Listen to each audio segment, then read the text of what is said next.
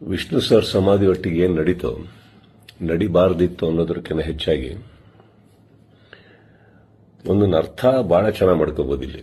ಏನಂದ್ರೆ ಒಬ್ಬೊಬ್ಬರಿಗೆ ಒಂದೊಂದಿಲ್ಲಿ ನಮ್ಮದೇ ರಾಜ್ಯ, ನಮ್ಮದೇ ಊರು, ನಮ್ಮದೇ ಕಲಾವಿದರು.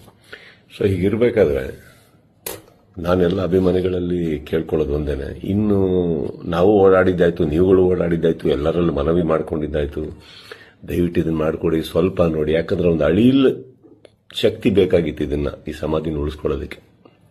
ಯಾರಿಗೆ ಅಧಿಕಾರದಲ್ಲಿದ್ದು ಯಾರಿಗೆ ಆ ಶಕ್ತಿ ಇತ್ತು ಅವ್ರ ಬಗ್ಗೆ ಹೇಳ್ತಾ ಇದ್ದೀನಿ. ಸೊ ಅದು ಮಾಡಲಿಲ್ಲ ಅಂದಾಗ ಇನ್ನು ಅವ್ರನ್ನೆಲ್ಲ ವಿಷ್ಣು ಸರ್ನ ನಾವು ನೋಡಿ ಬೆಳ್ಕೊಂಡು ಬಂದಮೇಲೆ ಒಂದಂತೂ ನಾವು ಕಲೀಲೇಬೇಕಾಗಿರೋದು, ಇನ್ನು ಭಿಕ್ಷೆ ಮಾಡೋ ಅವಶ್ಯಕತೆ ಇಲ್ಲ, ಕೇಳ್ಕೊಳ್ಳೋ ಅವಶ್ಯಕತೆ ಇಲ್ಲ, ಕೇಳೋ ಅವಶ್ಯಕತೆನೆಲ್ಲ ಮುಗಿದೋಯ್ತಲ್ಲ.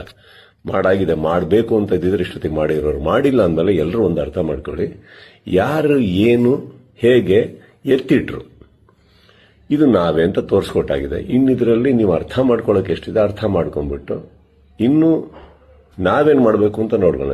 ಈಗ ಮೊನ್ನೆ ನಾವು ವೀರಕಪುತ್ರ ಶ್ರೀನಿವಾಸ ಅವ್ರ ಥರನೂ ಮಾತಾಡ್ತಾ ಇದ್ದೆ. ಅವರು ಒಂದಿಷ್ಟು ಯೋಜನೆಗಳು ಹಾಕೊಂಡಿದ್ದಾರೆ, ಆದಷ್ಟು ದೊಡ್ಡ ಒಂದು ಪ್ರತಿಮೆ ಕಟ್ಟಬೇಕು ಅಂತ ಇದ್ದಾರೆ.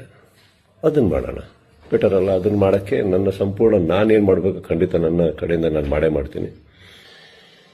ಎಲ್ಲರಿಗೂ ಒಂದು ನೋವಾಗಿದೆ ಅನ್ನೋದು ಒಂದು ಗೊತ್ತು. ರಾತ್ರಿ ಅದು ನಡೆದಾಗ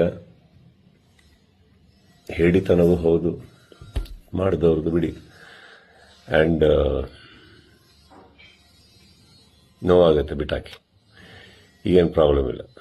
10 ನಿಮಿಷ ಕಣ್ಣೀರು ಹಾಕಬೇಕು, 11 ನಿಮಿಷ ನಾವೇನು ಮಾಡಬೇಕು ಅಂತ ಯೋಚನೆ ಮಾಡಿ ಮುಂದೆ ಹೋಗೋದು ನನ್ನ ಅಭ್ಯಾಸ. ನೀವೆಲ್ಲರೂ ಅದೇ ಮಾಡ್ತೀರಾ ಅಂದ್ಕೊಂಡಿದ್ದೀನಿ. ಕೈ ಚಾಚಿದ್ ಸಾಕು, ಇನ್ನೇನು ಮಾಡಬೇಕು ನಾವು ಮಾಡೋಣ. ಜೈ ವಿಷ್ಣು ಸರ್.